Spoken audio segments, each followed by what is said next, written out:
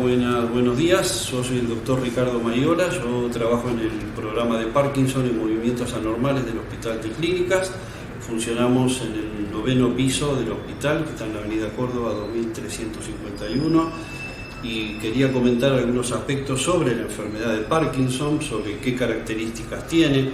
Es una enfermedad neurodegenerativa. Después de la enfermedad de Alzheimer es la segunda enfermedad neurodegenerativa que básicamente produce algunos trastornos en el movimiento. Básicamente los más frecuentes son temblor, que es un temblor fundamentalmente de reposo, rigidez, que es la resistencia a la movilización pasiva de las articulaciones, lentitud del movimiento, que se llama bradiquinesia, que es tal vez el trastorno del movimiento más frecuente en esta enfermedad, y el cuarto, que es la inestabilidad postural con eventuales caídas que ocurren a veces al principio, pero muchas veces ocurren en etapas avanzadas de la enfermedad.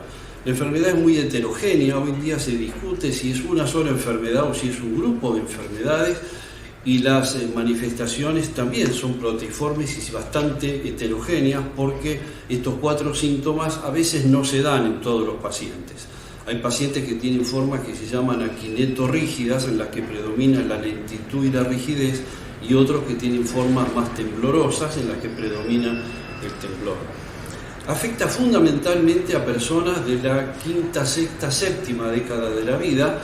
Por lo tanto, si bien se pueden ver en pacientes más jóvenes, adolescentes y pacientes jóvenes, lo habitual es que ocurra en adultos mayores. En los pacientes jóvenes se pueden ver en los casos en los cuales existen formas genéticas, que no es lo más frecuente. En general, la enfermedad tiene un origen incierto. No sabemos todavía cuál es el origen en la mayoría de los casos de enfermedad de Parkinson, pero en un pequeño porcentaje, que puede ser un 5, un 10, hasta un 15%, obedecen a mutaciones de algunos genes que han sido relacionados con la enfermedad.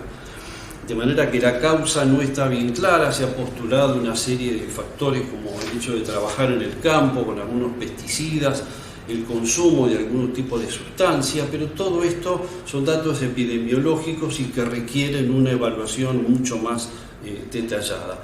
¿Cuándo se debe recurrir al especialista? Cuando los síntomas son muy evidentes, uno diría, ahí hay que pedir ayuda.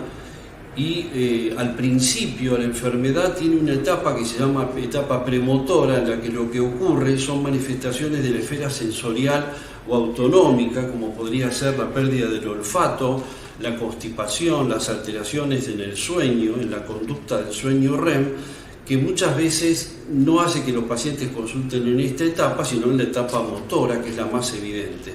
Pero la enfermedad hay que saber que empieza muchos años antes, con manifestaciones en el aparato digestivo o en la esfera sensorial, por ejemplo en el aparato olfatorio. Yo diría que toda persona que nota lentitud, que nota que se mueve distinto, y si tiene temblor, tiene que hacer la consulta oportuna. No siempre hace falta recurrir a medicación, sino que además el tratamiento se basa también en cambio, por ejemplo, incorporar la actividad física. Ya sabemos lo difícil que es la actividad física para una persona de 60 a 70 años si no hace actividad física, incorporarlo, pero forma parte del tratamiento en este grupo de pacientes.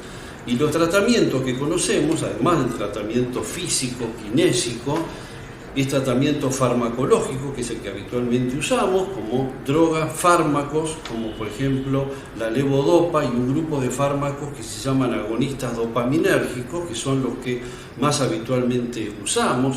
Se han incorporado en el transcurso del tiempo otro grupo, que son los inhibidores de la MAO-B, que es una enzima que degrada la dopamina, o inhibidores de la COMT, que es otra enzima que degrada la dopamina en algunos casos, pero los más paradigmáticos son la levodopa y los agonistas dopaminérgicos. Y para algunos casos también existe tratamiento quirúrgico con estimulación cerebral profunda, con electrodos implantados intracerebralmente en algunas estructuras del cerebro, de los ganglios de la base, que permiten modificar la medicación cuando la medicación se torna complicada por algunos efectos adversos que puede llegar a tener o que parece ineficiente.